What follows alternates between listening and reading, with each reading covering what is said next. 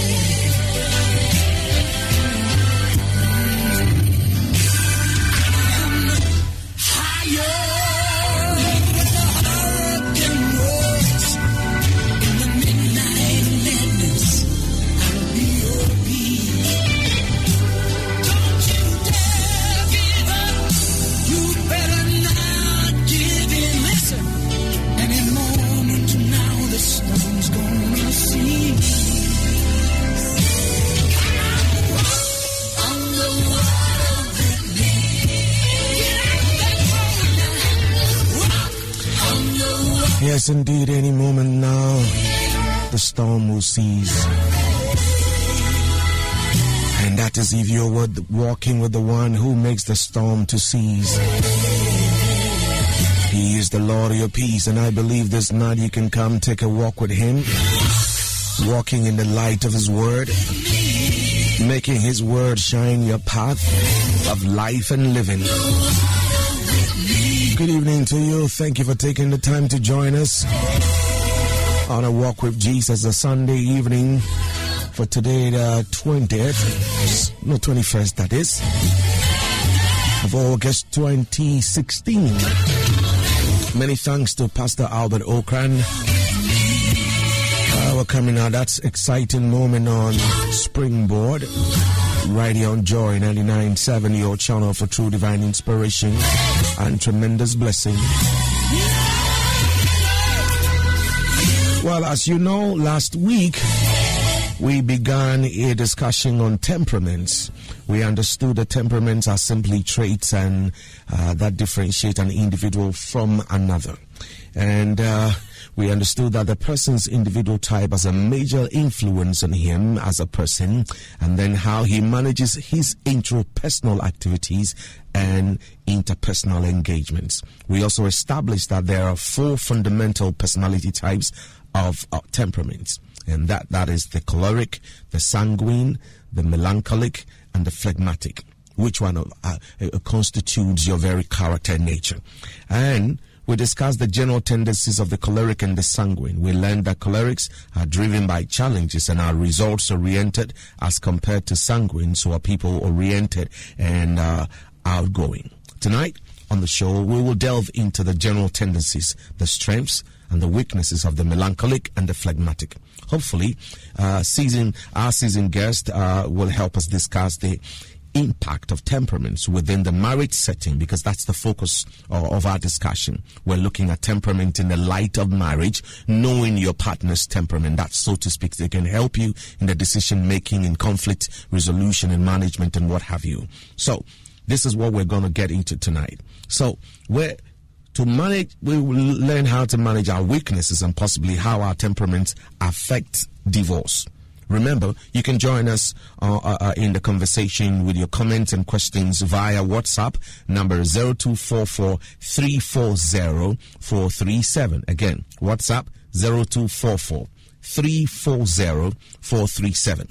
And then you can also join us on Facebook. That is Facebook/JoyTime. And then the short code 1422 across all networks. But some questions that we'll be bringing to the fore. I will delve with that in a moment. As you know, my name is Rans Farabose, and I'm always happy to be here because I know you're about to be blessed. And I'm in studio with a great friend and a brother, Amos Kevin-Annan. He needs no introduction at all. He's a life coach and a marriage counselor. Good evening, bro. Thank you for joining us yet again. Good evening, bro. I believe that the family is doing well. Yeah, we just parted company. Okay. Yeah. you shipped them off to the house. Yeah, they picked me at the airport and I dropped them home. And here am I. Here you are. Oh, I can understand. They must miss you, but it's all good. They have. but it's all good. Well, yes. Thank you for taking the time to be here tonight for us to be able to continue the discussion that we started last week. But before we get into the discussion on the temperaments, I want us to delve a bit into the recent flogging of 2 teenagers by a pastor in a church. You know who was doing the flogging. Many have condemned the pastor's actions and have even called for his arrest. But in all of this, let's take a look at the paramount issue, which is parenting, and what constitutes it. Well, I mean, a person becomes a parent by reason of they either having a biological offspring or an adopted offspring. Okay. And also could be one to whom someone looks up to for sustenance.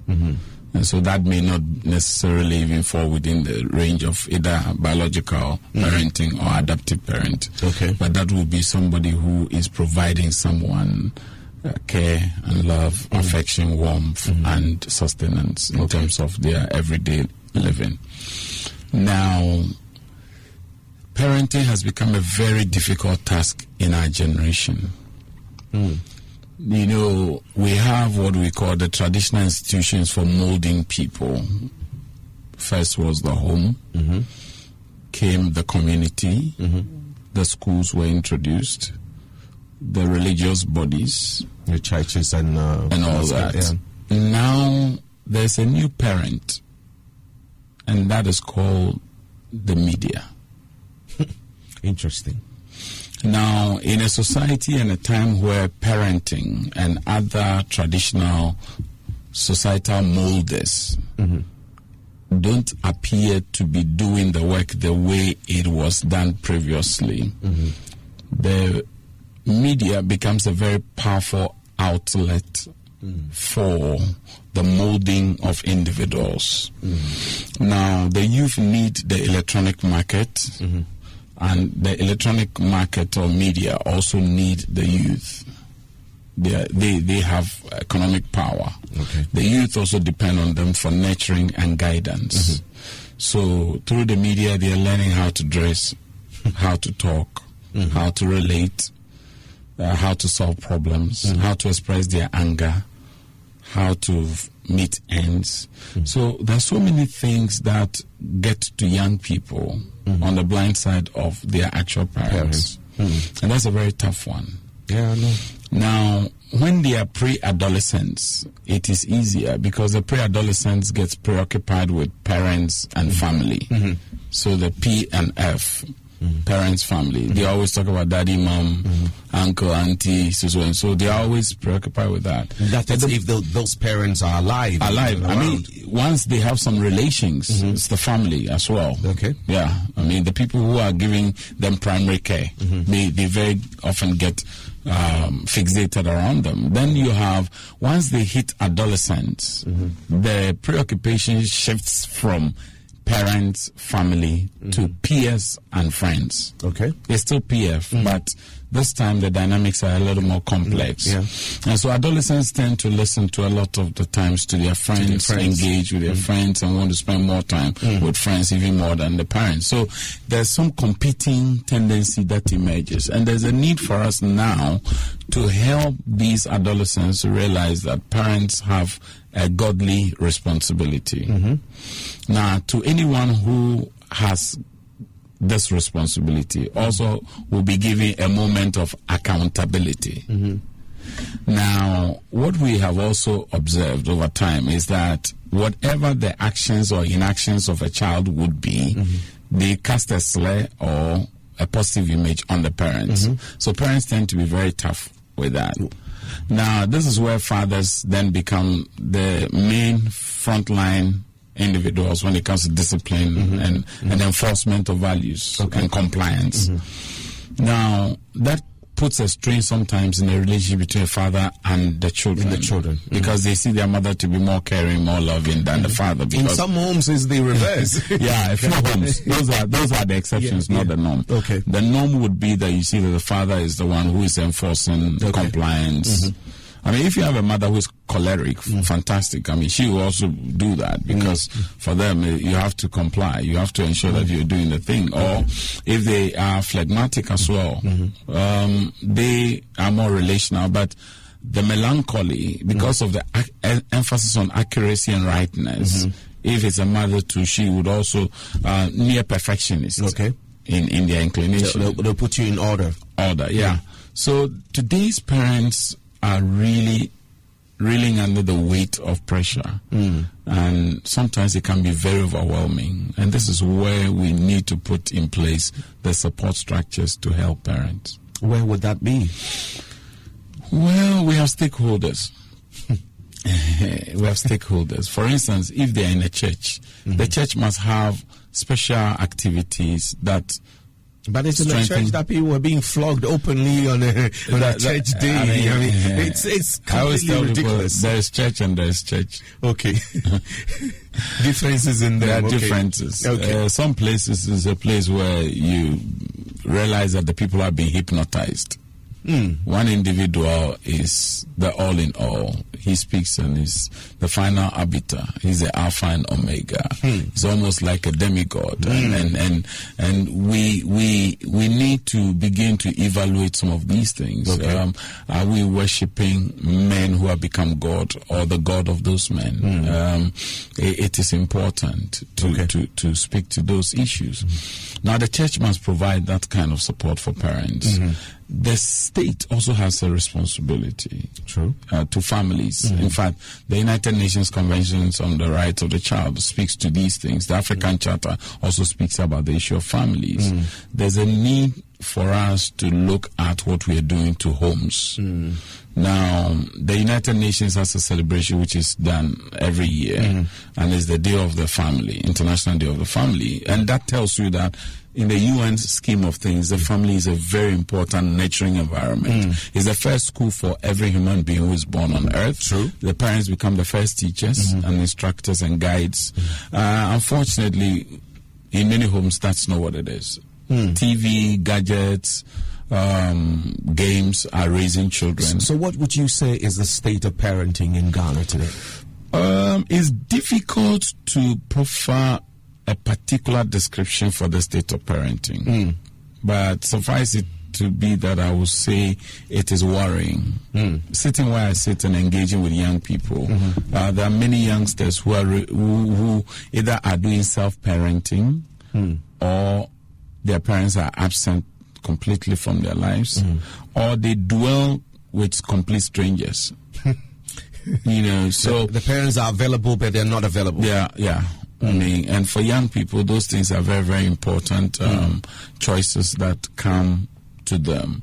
I would also say that there are some very good and exceptional parenting guides that we see, models and examples available.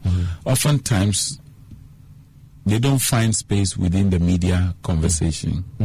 And the telenovelas, the soaps, and all those things. If I may pause to ask somebody, I mean, those of you who watch these things, ask yourself, what is the parenting model that you've seen on any of those soaps? Any of those telenovelas?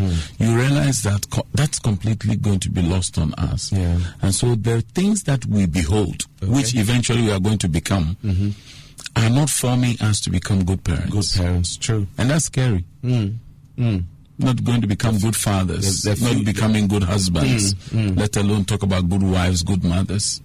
So gradually we are undermining the health and the foundation of the society.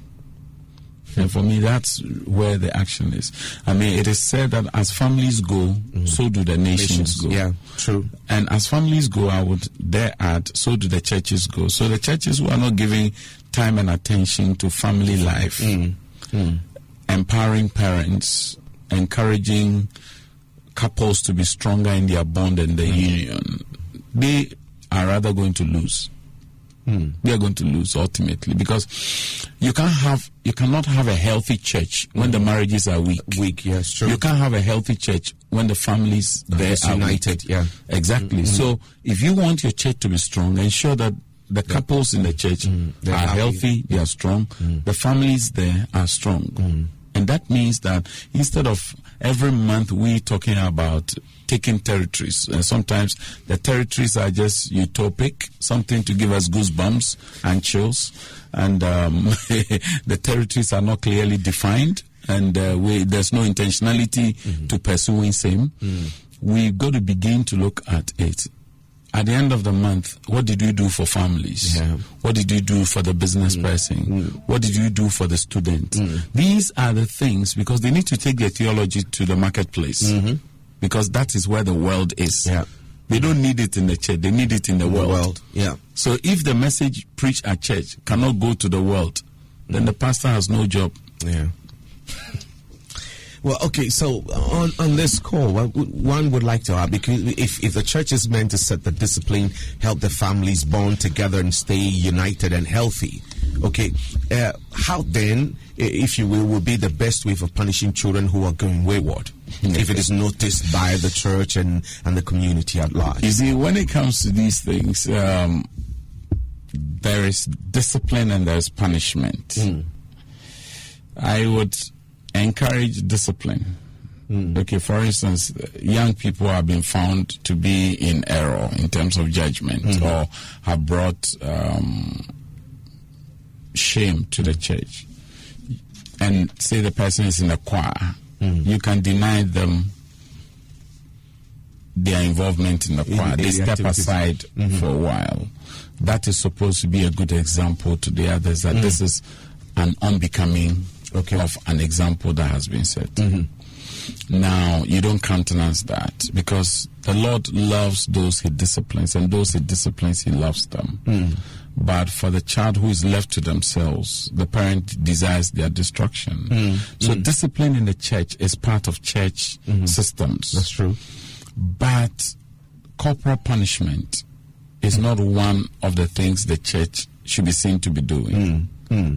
You know, I've been involved in some training using a model called the positive discipline model for some schools, where it's more of negotiation, communication, conversation with the child. Some parents will not have that. I don't want to. Well, I'm talking about the church now. Negotiate with them. I'm talking more about the church now. Well, but the church is constituted by families. Yes, you have institutions that are supposed to model a certain standard. Okay. You know, and to see a pastor pick a belt and run riot. Not even a cane.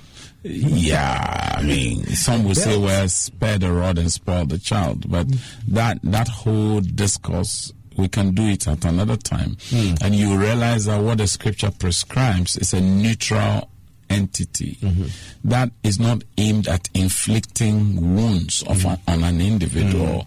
But thy rod and thy staff, they comfort me. How is it possible for rod and staff to comfort? To bring comfort. Yeah, because one is for guidance, the other is to push you into line, not to hurt you, and not to dehumanize you. True. What I saw in the video, which I have seen, is complete dehumanization. True. And nobody can arrogate to himself the power to dehumanize another. And I'm happy that state actors are acting, and I hope that they act to the fullest expression of the law, and that's very, very important, because in some parts of Africa we've seen aberrations, excesses, and pure heresy and murder.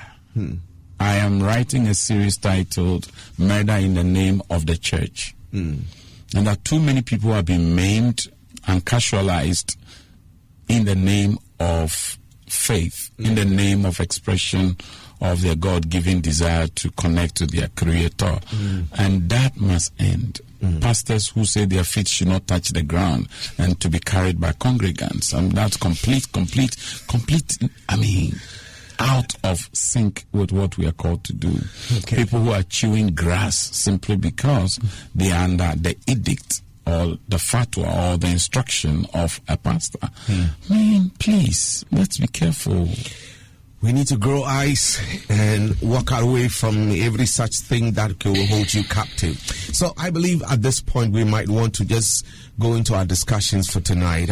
Maybe a quick recap on last week's discussions on the choleric and the sanguine. Right. And then we can go on to discuss the general tendencies, the strength and the weakness of the melancholic and the phlegmatic. All right. Okay. We did say that we looked at the extrovertic traits, those with the extrovertic traits, and those are the ones that are the choleric and the sanguine. And that was what you're alluding to. Now, we observe that temperaments as they are not cast in stone. They can be modified depending on the choices and the decisions the individual is making. Now, I would also further add today that you don't use somebody's temperament, especially when you know the weaknesses inherent with those temperaments, as a tool to judge them and condemn them. Okay. Because that would be an unfair situation, knowing very well that it can be modified and they can adapt different tendencies. And I also mentioned that no one individual is 100% pure breed of a particular temperament. Okay. So we are oftentimes a bundle of 2, 3, or even all the four, depending on the volumes and the intensity that it is expressed. So the dominant one is what we use often to define an individual. Now, we said that the choleric is driven more by results and challenge. And therefore, you don't put them to a challenge because they're going to show you that they can handle it. We also realize that they are results oriented, so they are not necessarily particularly enthused about relationships. They want the job done and not necessarily the pleasantries and the high, huggy, touchy. They are not like that. They make quick decisions, and sometimes they are caught on the spur of the moment, and they make a choice that could be fatal. There are many others. Then we would also talk about the sanguine. We said that he is a person who is more relational. He seeks for approval, and for that reason, he's very careful not to hurt a fly. Okay. He doesn't mind sacrificing time for work, for conversation. Even when he's late, he will still engage people in conversation because he doesn't want to be ruffling the feathers or hurting people unnecessarily, because he considers that not to be good. They tend to be very outgoing, and they are the energy levels in many meetings. They determine the live wires, the exciting moments, and they always make a good impression when you meet them for the first time, because they seek approval. They want to be sure that, and they want to be seen, they want to be recognized for what they do. But they also can have issues, because where it is that they have to be forthright and honest with people, because they want to avoid conflict. Even when you are wrong, they will apologize. Okay. Wow. When you should clearly be apologizing, they will rather apologize just to let sleeping dogs lie. And that's it. They tend to be very democratic when they are parents. They don't take all the decisions. They believe in shared decision-making processes. So today we're going to look at two more, and these are introverts. Okay. Now, reading the scripture, I found something very interesting in Genesis. And this has to do with Genesis 25. And the British New International Version Bible says that in verse 27 of chapter 25, the boys grew up, and Esau became a skillful hunter and a man of the open country, while Jacob was a quiet man staying amongst the tents. Two different traits. Yep. One is extrovert, the other is introvert. That explains why one was more closer to the mom than the other.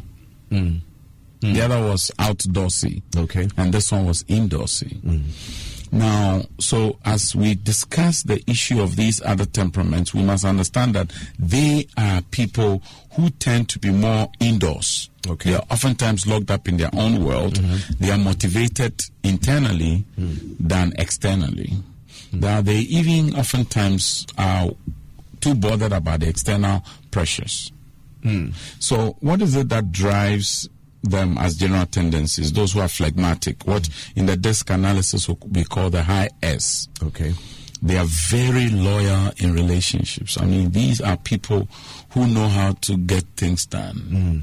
Their sense of loyalty is very high. Wow. They don't break friendships. You want to hire people, you might need to look for those. But, phlegmatic comes from phlegm. And if you know phlegm, a hurry. For those, sorry, if you're having some chewy stuff. Especially if you're eating ice cream by now. The accounts will say tibor. They're slow. They are very slow, but sure, they're like the snail. Or the tortoise. The tortoise, It will get there, but don't hurry me. You cannot rush them in a relationship or in work or anything. They are easygoing. And they are very slow in decision making because they are extremely patient. Extremely patient. They also are very comfortable with staying at one place. Wow.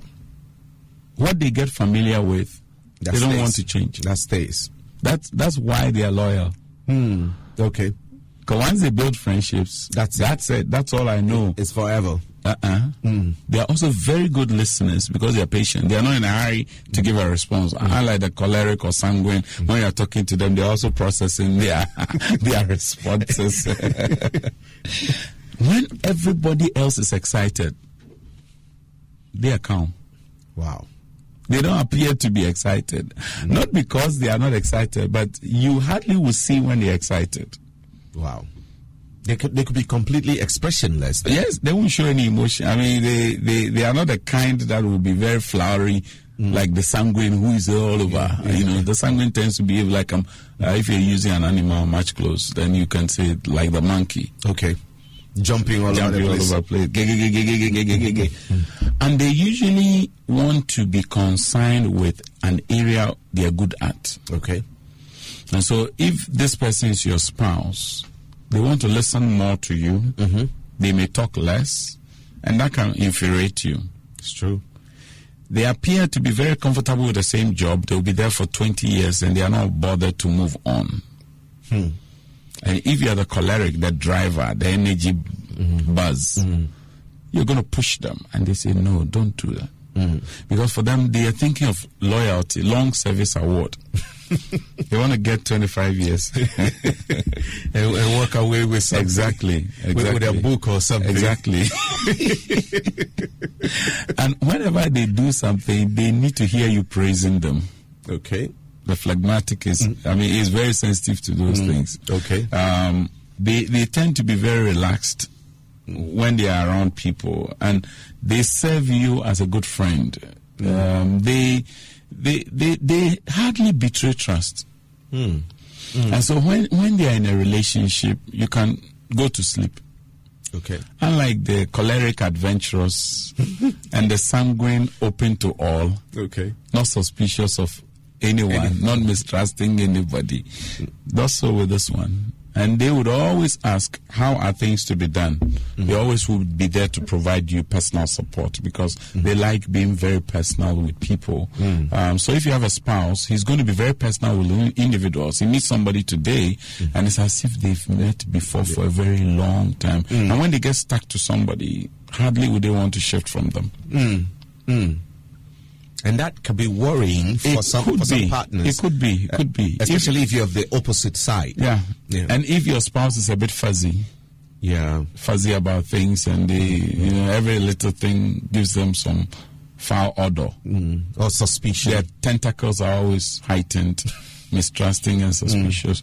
So you've got to be able to get the spouse to take note that they need to vary their relationships. They need diversity around them. Otherwise, because for them, monotony is not boring. Unlike the choleric, where monotony becomes something that kills them. They want variety. They want new things all the time. And so sometimes they are also not very loyal, especially in relationships. He's with you, but he's not with you because he's looking for options. And every little thing out there which is having something different from yours attracts them. Variety is the spice of life. But not in this case. It can be a deadly trap, if not a booby one.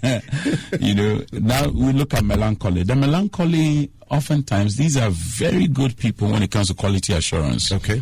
Wow. Accuracy when it comes to issues of rightness. Yeah, very much. They pay attention to detail. And they want standards to be adhered to. So, for instance, if such a person works with a standard authority, he will transpose all the values into the house. He's checking. Is the gas meter reading well? Is your indicator on your dashboard all correct? If there's a light that says check, he will insist you check. Those are and they are also very critical in their thinking. They are not easily convinced. They operate a mantra that says, in God we trust, every human being we monitor. We suspect. They also are very compliant to authority. They will pay their bills on time. If you are having any bills you have to clear and you are the other party to clear it, if you haven't done it, they get frustrated and they'll go and do it. I was having a chat with one lady. She says to me, we are supposed to pay this at this time of the month. And then my husband, he's laissez-faire. He's just sitting back. He won't do it. So I talk about it 1, 2. He doesn't do it. I just go ahead and do it. Because I don't want the people to call us and say you are delaying. We are threatening you with penalties or additions. Now, so these, and they tend to be very artistic because of their thinking nature. They think a lot. They want, and they don't want ambiguities. So if this person is your spouse and you want to work with them so that you achieve the best, there's a need not to go to him with ambiguities. Straight to the point. Be straight to the point. Because they, and they don't like sudden changes around them. Okay. Because he wants to measure assurance. Every progress. He wants to make sure that there's systematic appraisal of what is being done. So if today you are that, the next day you are this way, and last time your shoe was here, this week too the shoe is there. That could be very frustrating for them. Very frustrating. Very frustrating. If you go into his wardrobe, he knows where his socks is. These are the ones who say if you look for your socks for more than 3 minutes, you are disorganized. It shouldn't take you 3 minutes to find your socks when you're dealing with this melancholy, because they are perfectionists. So they don't take risk. They are not risk takers. So you're telling him, let's go for a mortgage. You go like, I'm not sure. I don't want to do it. Let's do this. Let's start a new business. What he's used to, he wants to stay with it and be sure that he is assured of consistency. he can measure progress, and at the end of the day, there must be results proving. That's true. So you can see that all the temperaments, they all have different traits. They have their pluses and their minuses. And every and any one of them can be lived with. Okay. It's all about first understanding them. Second, appreciating the dynamic complexity of their lives. And thirdly, adjusting to both adapt and adopt things from them. If you do, I'm sure that we can live with everybody. Many people I know hearing this today will be waking up and beginning to think, oh, I see. This was the trouble I've been having all this while. I didn't know that this is the temperament of my partner, and therefore we've been fighting and arguing and, you know, shooting a lot of guns in the air in the house every now and then and creating a big fire. Today, I believe you're learning something. We're discussing temperament in the light of marriage, which basically is meant to help you know your partner's temperament and how to adapt and to grow in the relationship and manage things better in your home.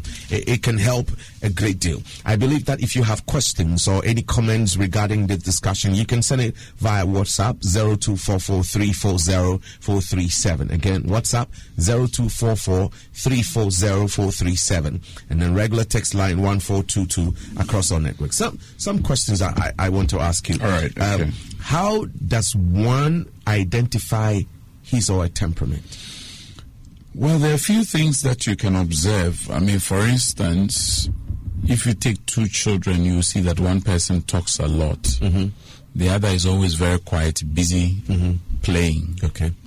Now, it will help you to identify that this child appears to be more project-focused, activity-oriented. And the other one, any visitor who comes to the house, they easily connect to them. Clearly, there's differentiation. Okay. And that's a way to tell. I mean, there are also resources. There is the DISC analysis test. There's a temperament test, which is general personality test. And there are many other instruments which are being used to profile people. Okay. Set of questions. Some are like 127 questions. Wow. Others are 50 About one questions. person? Yeah, one person, yeah. Whoa. Yeah, some are quite comprehensive. That's a complete research. But it's good to know. Last week I promised that I would bring into the studio some resources I can recommend. Okay. There's this one titled Understanding Your Child's Personality. Okay. Discover Your Child's Unique Personality Type. This is by Dr. David Stoop. Okay. Stoop is S-T-O-O-P. Okay. For those who want to get it. It's a very good book. You can learn a lot as you read. And it teaches on the temperament. It's available. Yeah, it's on temperament. He's a clinical psychologist. Okay. There's this other one by Tim LaHaye. I mean, many people know him. Yeah, sure. And one of his favorite and famous books is the Spirit Controlled Temperament. Okay. And that gives you an idea of the modification which I spoke about. But this particular one is titled Why You Act the Way You Do. It helps you to know your own strengths, your own weaknesses, and then also to discover your giftings. Okay. Because oftentimes, you see, the New Testament minister is not just the charismata, but it's also personality. That's true. Yes. Then the last one, which I have here today, I have quite a number, but I think these three will be very good. Ken Vaux and Ron Brandt, forwarded by Robert A. Rom. Understanding how others misunderstand you. Interesting. A unique and proven plan for strengthening personal relationships. I mean, this is Moody Press. It's a very good book as well. And these three books, I'm sure that if you have them on your shelves, and you start chewing the cud from them, it will give you an inkling into what we are discussing. There are many other books out there, but for the purposes of the fact that a walk with Jesus is what we are on. You need to help them out. Yes, it has to be Christ-centered. Somebody's just sent a question over, says, hello, can one's temperament change as the person grows older? Oh, yes. I mean, last week I did mention that I personally can attest to that as an individual. Okay. And people I know or I knew when they were younger, they were very boisterous, aggressive. But the nature of the work they're doing requires a lot of reflection and thinking. And gradually, they assume a new posture. Wow. So you see them years after and they look tempered, sobered, very reflective, different. Yeah, I think I can remember one.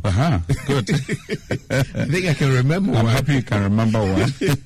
You know, when you read Proverbs 30, if you indulge me, verse 11 to 14, it says, there are those who curse their fathers and do not bless their mothers. There are those who are pure in their own eyes and yet are not cleansed from their filth.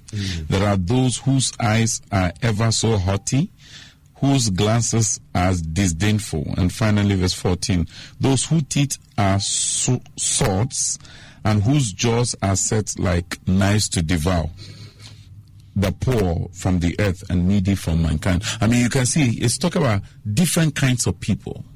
So there are individual traits that we all would exhibit, and we will no two persons will be the same. I mean, my church chairman, Apostle Dr.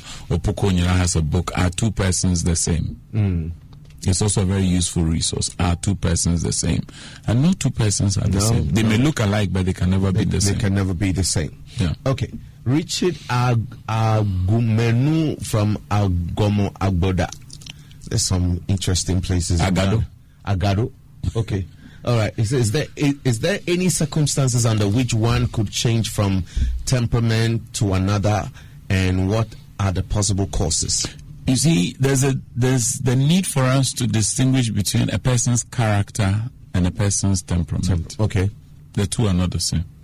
Character tends to be value-driven choices that you make on the basis of some principles that you hold on to.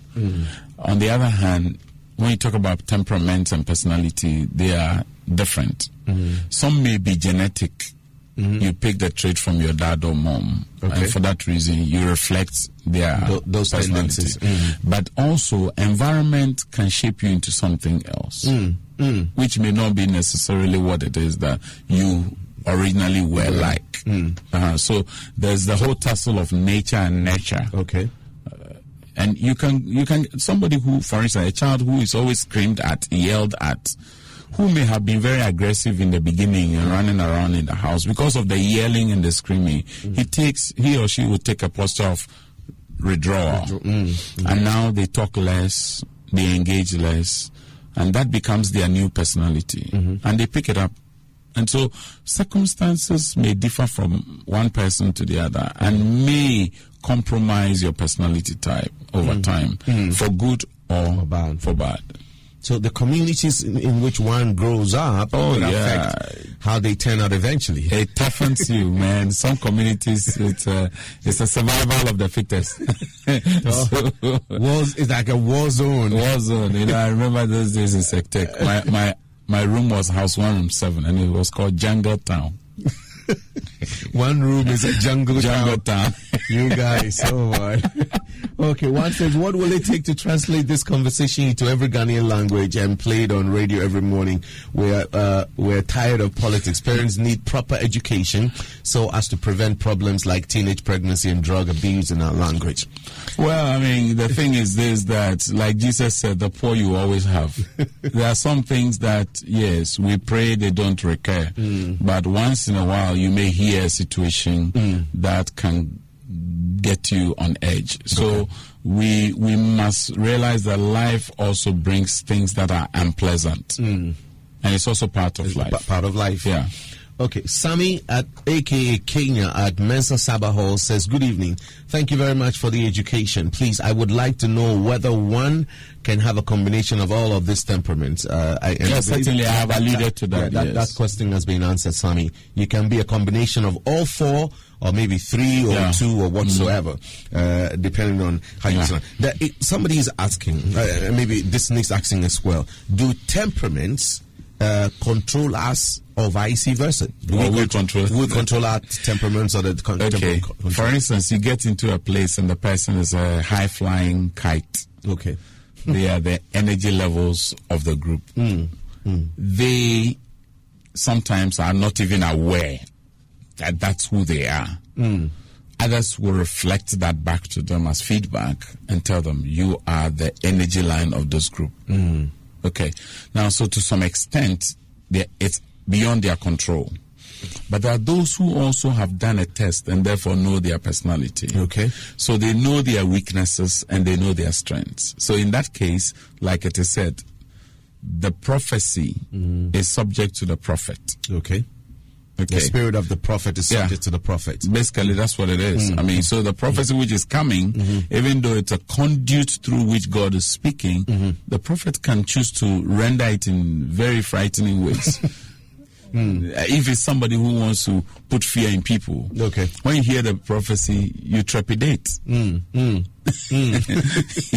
But other prophets will give you a calm, soothing message. So we can control it. And the Spirit of God, for those of us who believe in the Holy Spirit, we know that the Holy Spirit also is a master nurturer. Okay. And God prunes things in our lives that makes us become people who reflect His beauty. Okay. And Jesus will be the model for each one of us, each of the temperaments, because He had done all things well, was a testimony about Him. Okay, one from Agbogba says, I know my temperament. I'm always conscious of myself. I'm melancholy. People always misunderstood me. Forgive. This one from Forgive in Agbogba. Yeah, definitely. You see, the thing with human traits and behavioral patterns is that sometimes we want everybody to be like us. But I always tell people, if everybody were to be like you, the world would be in some serious trouble. We have big trouble. So we need to begin to appreciate that people will be different from us. And being different is not a disease. Okay. So I believe maybe at this point, maybe you can join us on the phone lines if you will. Lines are open. You can join us 0302216541. If you have a question or a comment regarding the discussion tonight, temperament in the light of marriage, knowing your partner's temperament and how to manage the issues that arise with same, you can call us 0302216541. Again, 0302216541. And you'll be joining us live on A Walk with Jesus here on Joy 99.7, your channel for true divine inspiration and tremendous blessing. Okay, so let's try and answer this question whilst we wait for the callers. How do we manage our temperament's weaknesses? All right. For instance, if you look at the choleric, the choleric oftentimes can exceed his or her boundaries. Okay. So that's a weakness. Now, he needs somebody to help him to stay within controls and limits. Okay. So that he does not overly expose himself to risk. The question will be, would he or she submit to others, helping them to be better? So, for instance, you will notice that for majority of spouses, the opposites attracts. True.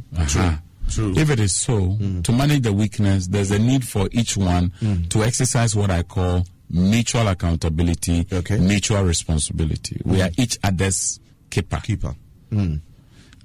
Unless and until we submit to that, nobody is going to be able to be there to support you in the times of your weaknesses. And no human being out there, including myself, should ever assume the posture of, I have it all together. Yeah, I know it all.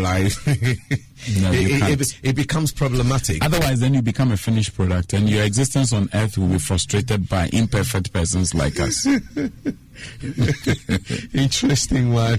One from Fred in Achimota says, I've been blessed by this brief session. God bless you. I need to get my copies ASAP. And then he says, please, is there anything like the best blend of temperaments? What would it be if there is? I wouldn't say there's anything like the best blend. Okay. Each of the combinations, when it is that you start doing the permutations, you realize that each one of them are livable. Okay. And they are human, basically. They have strengths and they have weaknesses. That's true. Let's talk to Henry in Teshi. Hello, Henry. Yes, Pastor. Good evening. Good evening. Thank you for joining us on A Walk with Jesus. Thank you, sir. Very quick one. I'm July born. She's July born. Okay. What do you think is the issue? What do you think I should do to her? You are July born. And she's July born too. You are July born. Your wife is also July born. Yes. Okay. You think that has anything to do with your temperament? Yeah, I was just wanting to know what is it like. Oh, well, no. I haven't done any study in that, humbly, Henry. Okay. But I know there are people who are into numerology and all that. And the stars, whatever, astrology and all of those. Capricorn stuff. and... I'm not into that. Okay. One on the WhatsApp console, it says, thanks for the education, Joy FM. My mother and siblings were unaware of these things and treated me with so much discomfort and unpleasantness in my childhood and even now, so I don't miss them even if I stay away for a long time. You can imagine. Yeah. He says, I seem to be odd everywhere and I find myself, and I'm very happy. I'm a very happy person despite bad treatment, though. God takes care of me genuinely. Thanks to you so much. Good evening. This one from Efia Yeboah. Interesting. Yeah. Let's talk to Mousy in Damfa, and then we'll just comment on this one. Hello, Mousy. Hello. Good evening, Master. Good evening. How are you? I'm fine, thank you. Thank you for joining us on A Walk with Jesus. Thank you. I wanted the panelists to repeat the names of the books again. Okay. We'll do that towards the end. Thank you so much. Thank you. All right. So, I mean, this is somebody saying she was mistreated and misunderstood. Yeah. And therefore, she's kind of withdrawn from the family and doesn't feel like wanting to be connected in any way. Okay, let's do this last call. Okay. One from Benjamin, AUCC. Hello, Benjamin. Hello. Yeah. Hello, please, I'm Gifty. You're Gifty. Okay, thank you, Gifty, for joining us. Please, I heard about a fifth temperament. It's called Define. You heard about a faith temperament? Yes, it's the combination of the sanguine, melancholic, and phlegmatic. And it's called what? Define. I read it in Define. Yes. Oh, interesting. I got to know about it in the book, Just Understand Me. Oh, I see. Well, the combinations are there, and you can give it any name you want. Okay. These are creations of people. Like we said that temperaments, by their descriptions, were not things that you would say God directly gave.